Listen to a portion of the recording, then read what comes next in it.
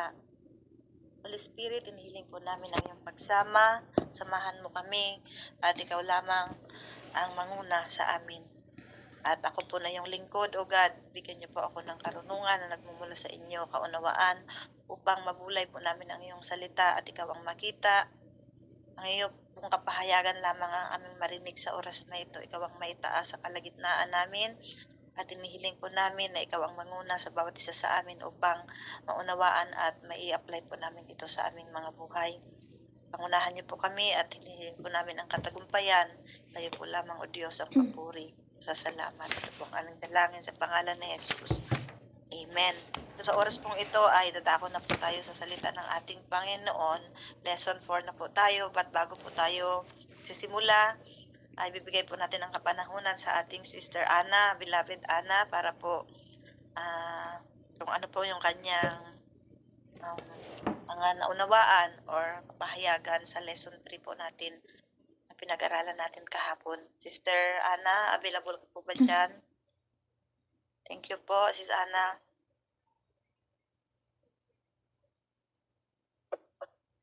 Baka busy siya, no? Sister Cherry? Sis Lisa. O si Sister, Lisa. Sister Lisa?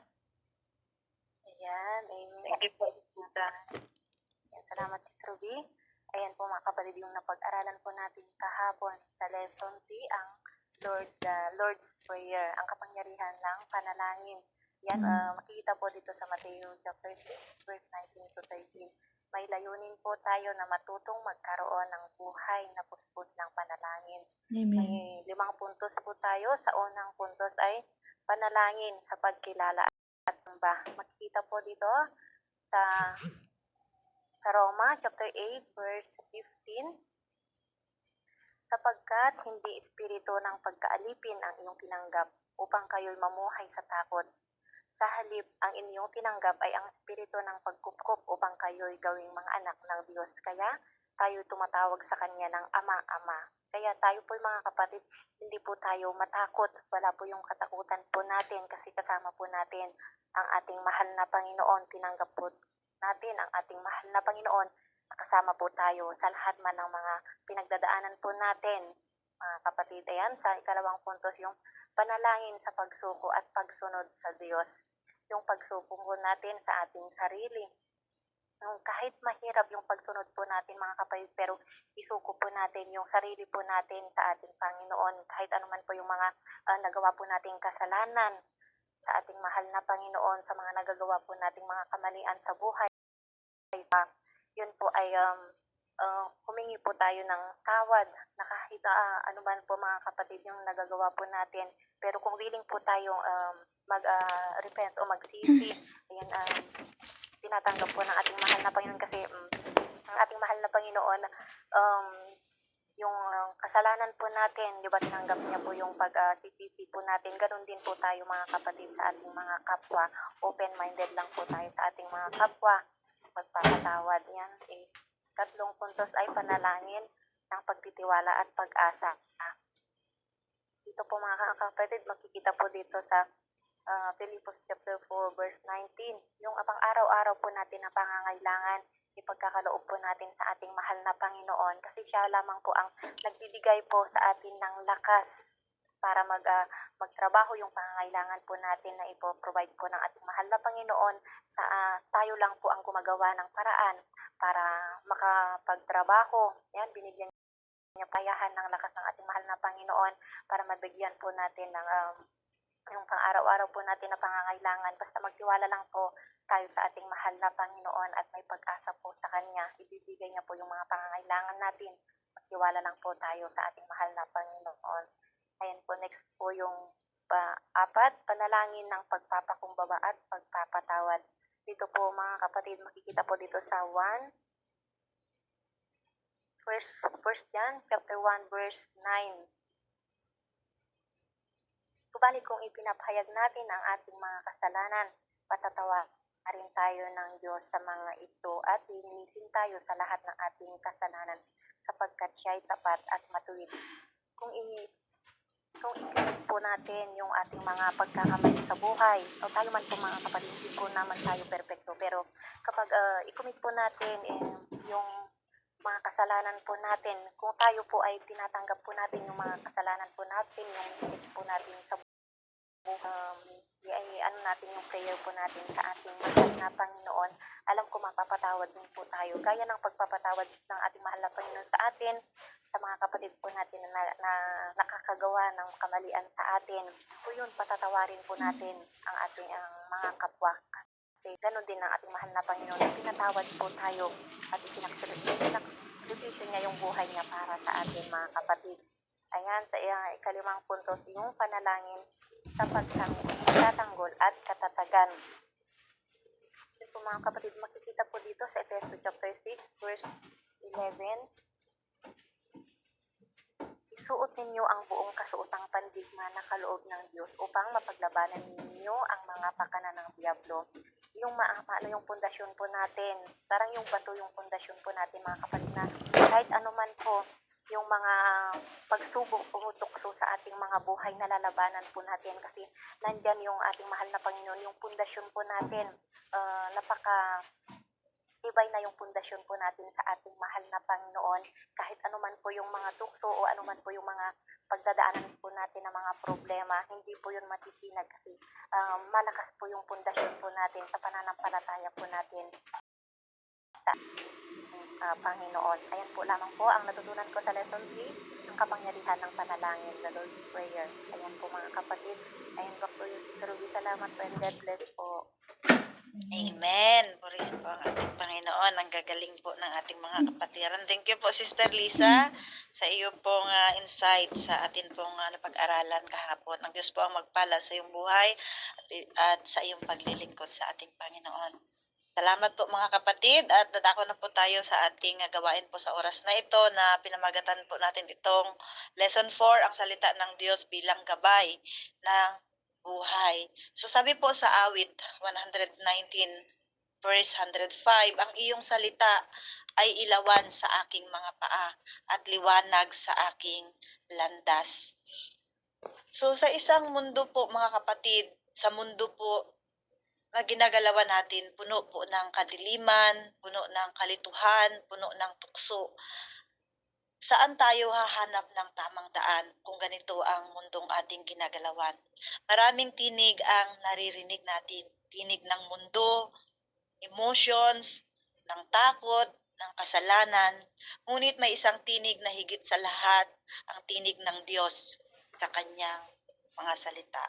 Amen. Ang salita po ng Diyos ay higit pa sa isang aklat. Ito po ay buhay na kapahayagan ng kalooban ng Diyos. Ang sabi po sa Hebreo chapter 4 verse 12, Hebreo chapter 4 verse 12, sapagkat ang salita ng Diyos ay buhay at mabisa, mas matalas kaysa alinmang tabak na may dalawang talim, tumatagos hanggang paghiwa-hiwalay ng kaluluwa at espiritu, ng mga kasukasuan at utak ng buto, at nakakahayag ng mga niluloob at iniisip ng puso. So ang Biblia po mga kapatid ay hindi ordinaryong libro. Ito po ay mapagpalayang liwanag na naggagabay sa tao upang makalakad sa katotohanan. Kung wala po ang salita ng Diyos mga kapatid, ang buhay po ay parang naglalakad sa dilim. Bawat hakbang po ay puno ng panganib sa ating buhay. Ngunit kapag ang salita ng Diyos ang ating gabay, ang daan ng buhay ay magiging maliwanag, tiyak at mayroong direksyon. So ang awit 119 verse 105 mga kapatid ay isang paalala na ang salita ng Diyos ay hindi lamang kaalaman. Amen po. Ito po ay ilaw, at ang layunin ng ilaw ay gabayan tayo patungo sa tamang landas. So dadako na po tayo sa unang puntos po natin. Number 1, ang salita ng Diyos ay ilawan sa mga paa, gabay sa bawat hakbang ng buhay. Ang salita ng Diyos ay ilawan sa mga paa, gabay sa bawat hakbang ng buhay. Sabi dito, ang iyong salita ay ilawan sa aking mga paa. So ang salitang ilawan, mga kapatid, ay nagpapahiwatig ng malapit na liwanag. Amen po.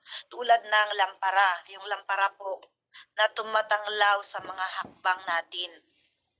Hindi nito ipinapakita ang buong daan. Yung lampara pag nilagay mo po dito sa gitna, yung liwanag niya nandyan lang sa malapit sa paa mo. Hindi mo nakikita yung dulo. Hindi niya yan maliliwanagan yung hindi siya nakakapagliwanag sa malawak na area. So yan po yung ilawan ay nagpapahiwatig ng malapit na liwanag sa atin tulad ng lampara na tumatanglaw sa ating mga hakbang. Hindi nito ipinapakita ang buong daan, ngunit sapat upang makita mo ang susunod mong hakbang. Amen po. Amen. Habang hinahawakan mo yung lampara, habang humahakbang tayo, nakikita natin yung susunod nating hinahakbangan. So yan po ang salitang ilawan. Ikinukumpara po yan sa lampara. Nakikita po natin ang bawat hakbang po natin. Ang Diyos po ay hindi laging ipinapakita ang lahat ng kanyang plano sa isang iglap. Amen po. May mga prayer tayo na hindi natin nakikita, hindi nga natin alam kung oo o hindi ang sagot. Hindi po ipinapakita ng Diyos ang lahat ng kanyang plano sa isang iglap lang. Madalas, tinuturuan niya tayong magtiwala sa kanyang isang hakbang sa bawat panahon, step by step po. Ang kanyang salita ay nagbibigay sa atin ng direksyon upang maiwasan natin ang mga patibong ng kasalanan at mga maling desisyon sa buhay. Sabi po sa Kawikaan 3:5 Kawikaan chapter 3 verses 5 to 6. Kawikaan chapter 3 verses 5 to 6. Magtiwala ka sa Panginoon ng buong puso at magtiwala ka sa Panginoon ng buong puso mo at huwag kang manalig sa sarili mong unawa. Alalahanin mo, siya ang lahat ng iyong mga lakad at itutuwid niya ang iyong mga landas. Sabi ng Panginoon, magtiwala ka sa Panginoon ng buong puso mo at huwag kang manalig sa sarili mong unawa.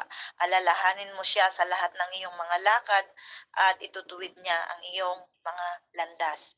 So sa buhay po ni Abraham, mga kapatid, ang ating example, si Abraham po ay tinawag ng Diyos na lisanin ang kanyang bayan patungo po sa lupang hindi pa niya alam. Babasa po natin yan sa Genesis chapter 12. Hindi po ipinakita ng Diyos ang buong larawan kay Abraham, ngunit sapat ang kanyang salita upang magtiwala si Abraham sa ating Diyos. Amen po. So ganyan din po ang salita ng Diyos. Hindi nito agad ibinubunyag ang lahat sa atin, ngunit tinuturuan tayong magtiwala sa bawat hakbang ng ating buhay. So paano po natin ito magagawa sa ating personal na buhay? Kapag nalilito ka sa desisyon mo sa buhay, huwag agad tumingin sa opinyon ng tao. Amen po. Kapag nalilito po tayo sa ating mga desisyon sa buhay, huwag po tayo agad makinig o tumingin sa opinyon ng tao. Buksan mo ang salita ng Diyos. Basahin natin ang salita ng Diyos sapagkat ito ang tunay na direksyon. So ang bawat talata po, mga kapatid, na ating binabasa ay maaaring magbigay ng kaliwanagan sa ating sitwasyon. Amen po. Glory to God. So yan po yung unang hakbang na gagawin po natin kapag nalilito po tayo sa ating buhay bilang isang mananampalataya at bilang isang naghahangad na maging tagasunod ng ating Panginoon o disciple ng ating Panginoon. Number 2, second points po tayo. Ang salita ng Diyos ay liwanag sa landas, patnubay sa buong buhay. Ang salita ng Diyos ay liwanag sa landas, patnubay sa buong buhay. Sabi po, at liwanag sa aking landas. Yan po yung ating teksto. So ang liwanag po, mga kapatid, ay sumasagisag ng katotohanan. Sumasagisag ng kaliwanagan. Sumasagisag ng karunungan. Yun po yung liwanag na nababasa po natin dito sa ating teksto, awit 119 verse 105. Kapag nabasa po natin ang liwanag, ibig sabihin pinapakita sa atin ng Diyos yung katotohanan, kaliwanagan, at karunungan upang tayo po ay magdesisyon. Ang landas naman, ang landas ay tumutukoy sa kabuuan ng ating paglalakbay sa buhay. Yung landasin natin, yung way natin. Ibig sabihin, ang salita ng Diyos ay hindi lang tumatanglaw sa ngayon. Ngunit siya ay nagbibigay direksyon sa ating buong pagkatao. Yung landasin po natin, ginagayad po tayo ng salita ng Diyos sa atin pong patutunguhan. Kaya sabi sa point number 2, ang salita ng Diyos ay liwanag sa landas, patnubay sa buong buhay. Sabi sa awit 19 verse 8, awit 19 verse 8, ang mga utos ng Panginoon ay matuwid, nagpapasaya sa puso. Ang mga tuntunin ng Panginoon ay maliwanag, nagbibigay liwanag sa mga mata. So kapag po mga kapatid, kapag ang salita ng Diyos ang ilaw ng ating buhay, nakikita natin ang tama at mali. Amen po ba? Nakikita natin yung ating mga kasalanan, na konsensya tayo, nakukonvict tayo na ito yung maganda, ito yung tama, ito yung mali. So kapag ang salita ng Diyos ang ilaw ng ating buhay, nakikita natin ang tama at mali, nakikita natin ang totoo at peke, nakikita natin ang mabuti at masama. Dahil ang liwanag ng salita ng Diyos, mga kapatid, ang nagbubunyag sa ating mga maling daan at ibinabalik po tayo sa katotohanan, mga kapatid. Makikita po natin yan sa buhay ni Josue, mga kapatid. Si Josue po ay binigyan ng tagubilin ng Diyos bago po siya nanguna sa Israel. Sabi po sa Josue chapter 1 verse 8, Josue chapter 1 verse 8, huwag mong kaliligtaan ang aklat ng kautusan. Pagbulay-bulayan mo ito araw at gabi upang matupad mo ang lahat ng nasusulat dito. Sa gayon, magiging masagana at matagumpay ang iyong buhay. So mayroon pong tagubilin ang Diyos sa atin, mga kapatid, upang tayo po ay makalakad ng matuwid, makalakad po tayo sa tama, makalakad po tayo sa mabuti, sa liwanag at sa katotohanan. Kaya sinasabi sa atin ng Panginoon, huwag nating kakaligtaan na basahin ang kanyang banal na salita. Bulay-bulayin natin ito araw at gabi, mga kapatid. So ang tagumpay po natin ay bunga po ng pamumuhay ayon sa salita ng Diyos bilang isang mananampalataya, mga kapatid. Yung katagumpayan natin, yan po ay bunga ng pamumuhay dahil tayo po ay nagsa or nakikinig ng salita ng Diyos. So ano po yung ating gagawin ngayon sa ating mga buhay? Paano po ang ating gagawin? Kung gusto mong magtagumpay, mga kapatid, sa iyong pamilya, kung gusto mong magtagumpay sa iyong trabaho, sa iyong ministeryo, gawing batayan ang salita ng Diyos. Amen po. Gawin po nating batayan ang salita ng Diyos kung nais po nating magtagumpay. Huwag po tayong umasa sa sarili nating karunungan dahil ang salita ng Diyos ang tunay na blueprint ng ating tagumpay. Amen po. So yan po yung pwede nating gawin upang magkaroon po tayo ng katagumpayan, landas, mga kapatid, na matuwid, namumuhay na matuwid sa harapan ng ating Panginoon. Number 3 na points po natin, ang salita ng Diyos ay sandata at depensa laban sa kadiliman. Sabi po, ulitin ko po, ang salita ng Diyos ay sandata at depensa laban sa kadiliman. Sabi po sa Efesos chapter 6 verse 17, Efesos 6:17, sinasabi ni Apostol Pablo, at tanggapin ninyo ang tabak ng Espiritu na siyang salita ng Diyos. So dito po, mga kapatid, tinutukoy ni Pablo ang salita ng Diyos bilang tabak ng Espiritu. Isang sandata po sa pakikipaglaban sa espiritual na digmaan, mga kapatid. So ang tabak po ay hindi lamang pananggalang, kung sandatang nakakasugat sa kaaway, amen po, sa espiritual na kahulugan. Yan po ang salita ng Diyos. Ang salita po ng Diyos, mga kapatid, spiritually ay nagbubunyag ng kasinungalingan natin. po ay bunyag ng kasinungalingan. Binubuksan nito ang pandaraya ng kaaway, yung kasamaan na binubunyag po ng salita ng Diyos. Salita ng Diyos ay nagpapalakas ng ating pananampalataya. Amen po. Sa bawat pagbigkas at pagsasabuhay nito, lumalakas ang ating loob laban sa tukso at takot. Amen po. So ang salita ng Diyos bilang ating depensa at laban sa kadiliman, ito po ay naglilinis at nagpapabago ng ating isipan. Nililinis niya kaya mayroon po tayong kapayapaan, mayroon po tayong magandang pag-iisip, may kabutihan, may kabaitan, may pagbabago sa ating buhay. Dahil ang salita ng Diyos naglilinis at nagpapabago ng isipan. Ang salita po ng Diyos ay parang apoy na nagsusunog ng karumihan at parang martilyong bumabasag ng matitigas nating mga puso.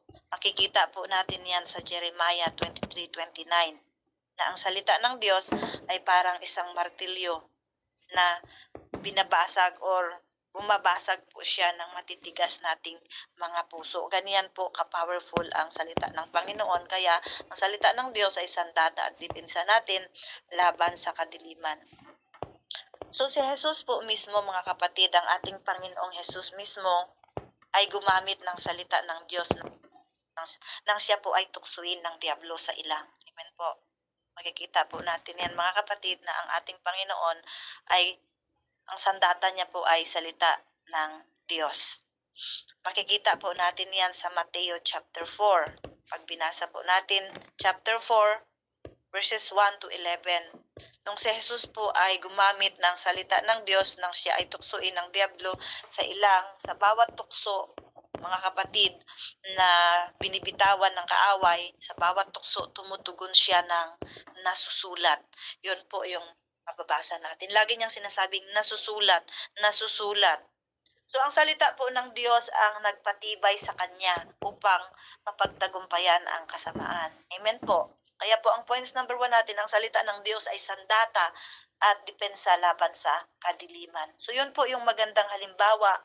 Ang buhay ng ating Panginoong Jesus ay ginamit niya po ang salita ng Diyos upang labanan ang kaaway, mga kapatid. Kaya ang salita ng Diyos ang nagpatibay sa kanya at maging ganun sa atin upang mapagtagumpayan po natin ang mga kasamaan or mga tukso na nakapalibot sa atin.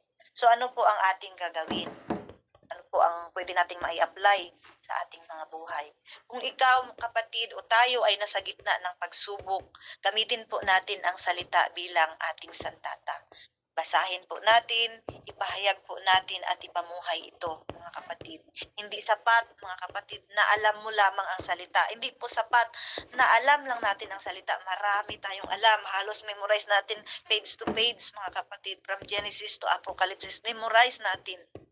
Hindi po yun sapat. Kailangan pong panindigan natin ito at ipamuhay. Amen po, mga kapatid. Kaya yan po yung mga salita ng Diyos na pwede po nating panghawakan na panlaban po sa kadiliman, mga tukso, mga kapatid. Number 4, ang salita ng Diyos ay pinagmumulan ng karunungan at pagbabago ng buhay. Amen. Agree po ba kayo? Ang salita ng Diyos ay pinagmumulan ng karunungan at pagbabago ng buhay. Sabi sa 2 Timothy chapter 3 verses 16 to 17. 2 Timothy chapter 3 verses 16 to 17. Ang lahat ng kasulatan ay kinasihan ng Diyos at mapapakinabangan sa pagtuturo, sa pagsaway, sa pagtutuwid, at sa pagsasanay sa katuwiran, upang ang tao ng Diyos ay maging ganap at handa sa lahat ng mabuting gawa. So ang salita po ng Diyos, mga kapatid, ay nagtuturo kung paano tayo mamuhay ng may katuwiran. So wag po nating sabihin, ako hindi pa ako matuwid. Walang taong matuwid. Baka sabihin po natin, pinabago po tayo ng Diyos araw-araw, mga kapatid, kung willing po tayo na magpabago. Wala pong taong perpekto, wala pong taong banal, pero pinapaging banal po tayo ng Diyos araw-araw, mga kapatid. Ito po ay hindi lamang nagbibigay ng information sa atin ang salita ng Diyos. Ito po ay nagbabago ng ating buhay. So kapag hinayaan nating pumasok ang salita ng Diyos sa ating puso, binabago nito ang ating isip, binabago nito ang ating ugali, ang magagang natin na ugali, at binabago nito ang direksyon ng ating buhay. Makikita po natin yun sa buhay ni Apostol Pablo, mga kapatid. Si Apostol Pablo, dati po siyang taga-usig ng simbahan. Siya po ay binago ng salita ng Diyos. Amen po. Mula sa pagiging Saul, na marahas po siya, mga kapatid. Siya ay naging Pablo na mapagpakumbaba. Sapagkat ang salita po ng Diyos ay nagbago ng kanyang puso. Amen po. Maging ganun din po sa atin, mga kapatid. Ang salita lang po ng Diyos ang nakakapagpabago sa atin, mga kapatid. Dahil kung tayo lang, wala po talaga tayong kakayanan. Kaya laging nating naririnig, wala talaga tayong magagawa kung wala ang Panginoon. So, paano po natin ito isa sa buhay, mga kapatid? Hayaan mong baguhin ng salita ng Diyos ang iyong kaisipan. Hayaan po nating baguhin ng Diyos ang ating kaisipan. Huwag lamang pakinggan ang salita, kundi isabuhay. Kaya po tayo narito, hindi po lamang mag-iipon tayo ng karunungan, kundi ang karunungan ay dapat i-apply. Kasi kung hindi po natin yun in-apply, mananatili lang po yun na karunungan. Mananatili lang po yun na wisdom, pero wala namang application. Hindi mo siya masasabing wisdom kasi parang wala ka namang wisdom. Hindi mo nga alam i-apply sa buhay mo, paano yan wisdom, di po ba? So, kailangan po talaga na yung karunungan na pakinggan natin, kung maisa sa buhay po natin yan, yun po talaga ang totoong wisdom or karunungan. Kasi parang sabihin nilang, ay, para naman itong walang alam. Umalas ka na? Kasi hindi niya nga ina-apply, no? Pero kung yung alam natin, in-apply natin, makikita talaga po yun sa ating buhay. Kaya yung sinasabi nating knowledge, wisdom, and understanding, ay dapat po makita talaga yung wisdom sa ating buhay. Anuhin po natin yung understanding, naintindihan nga natin, at may kaalaman nga tayo, may karunungan tayo, without application, hindi po masasabing wisdom, kapatid. So, narito po tayo upang magkaroon po tayo ng karunungan na maisa sa buhay po natin. Yun ang pinaka-main na purpose natin. Kasi kung tayo po ay narito at nag-aral, then marami na po tayong alam at tayo na po ay gagamitin ng Panginoon. Ngunit ang ating buhay, hindi natin in-apply yung napakinggan natin, pero itinuturo natin. Nakakalungkot naman po yun, mga kapatid. Kaya, unang-una sa atin bilang isang narito na gustong matuto at gustong maging tagasunod ng ating Panginoon, unang-una po ay tayo po muna ang mag-a-apply nito sa ating buhay at makikita po iyon ng ating mga kapwa sa atin, mga kapatid. So kapag pinairal natin ang salita ng Diyos, mga kapatid, mararanasan po natin ang kapangyarihan, mararanasan po natin ang pagbabago ng ating mga karakter. Amen po, mga kapatid. So, sa ating buhay, mga kapatid, bilang encouragement sa bawat isa sa atin, ang buhay po ay parang paglalakbay sa isang madilim na daan. Minsan maputik, minsan mabato, minsan nakakatakot. Ngunit, kung hawak mo ang ilaw salita ng Diyos, hindi ka kailanman maliligaw, mga kapatid. Marahil ngayon ay dumaraan tayo sa panahon ng pagkalito, mga sakit, mga kahirapan, mga pagsubok, o paghihintay ng ating mga prayer. Ang sagot po ay hindi sa mundo. Ang sagot po ay nasa salita ng Diyos, mga kapatid. Hindi kailanman iiwan ng Diyos ang taong patuloy na humahawak sa kanyang mga pangako. Amen po. Kaya huwag mong bitawan ang iyong Biblia. Sa bawat pahina, naroon ang direksyon, pag-asa, at kalakasan mo, kapatid. Kalakasan po natin. So, ang salita po ng Diyos, dito po tayo magtatapos. Ang salita po ng Diyos ay hindi lamang aklat para basahin natin. Ito po ay ilawan para sundan po natin, mga kapatid. Ito po ang nagbibigay liwanag sa bawat desisyon natin. Ito po ang nagbibigay lakas sa bawat laban ng buhay natin. At ito po ang nagbibigay ng direksyon sa bawat hakbang na atin pong tatahakin. Kung gusto mong magtagumpay kapatid, kung gusto mong lumago at manatiling matatag sa iyong buhay, pananampalataya, gawin mong sentro ng buhay mo ang salita ng Diyos. Gawin po nating sentro ng buhay po natin ang salita ng Diyos. Ito po ang patungo sa katuwiran. Itong salita ng Diyos ay patungo sa katuwiran at ang gabay tungo po sa buhay na walang hanggan. Purihin po ang salita ng ating Panginoon at balikan lang po natin yung ating unang puntos, mga kapatid, sa mga nag-take note po dyan. Unang puntos po natin, ang salita ng Diyos ay ilawan sa mga paa, gabay sa bawat hakbang ng buhay. Kawikaan chapter 3 verses 5 to 6. Pangalawa po natin, ang salita ng Diyos ay liwanag sa landas, patnubay sa buong buhay. Awit 19 verse 8. Number 3, ang salita ng Diyos ay sandata at depensa laban sa kadiliman. Efeso 6:17. Number pang-apat po natin, ang salita ng Diyos ay pinagmumulan ng karunungan at pagbabago ng buhay. 2 Timothy chapter 3 verses 16 to 17. So purihin po ang salita ng ating Panginoon na atin pong napakinggan. Ang Diyos po ang magpala sa atin pong mga buhay, sa atin pong paglilingkod. Tayo po'y manalangin. Aming Diyos at Ama, salamat po sa inyong salita na nagbibigay liwanag sa aming mga landas, O Diyos. Salamat po sa bawat kapahayagan na nagtuturo po sa amin, nagtutuwid at nagpapalakas sa aming pananampalataya. Turuan ninyo kaming hindi lamang, Panginoon, magbasa ng inyong salita, kundi mamuhay po kami ayon sa iyong salita. Nawa, Panginoon, sa bawat desisyon namin, ang inyong mga salita ang maging gabay at ilaw po namin, O Diyos. Ilayo po ninyo kami sa kadiliman ng kasalanan at palaging patnubay sa liwanag ng iyong katotohanan, O God. Tulungan ninyo kaming maging buhay na patutuo ng inyong kabutihan at gamitin ninyo ang aming mga buhay upang ipahayag ang inyong salita sa iba. At palain mo po, Panginoon, ang mga kapatiran na narito sa oras na ito. Ano man ang kanilang mga desire sa puso, maglingkod, magpagamit, Panginoon, gamitin mo ang buhay ng bawat isa mightily, O God, para po sa inyong kadakilaan.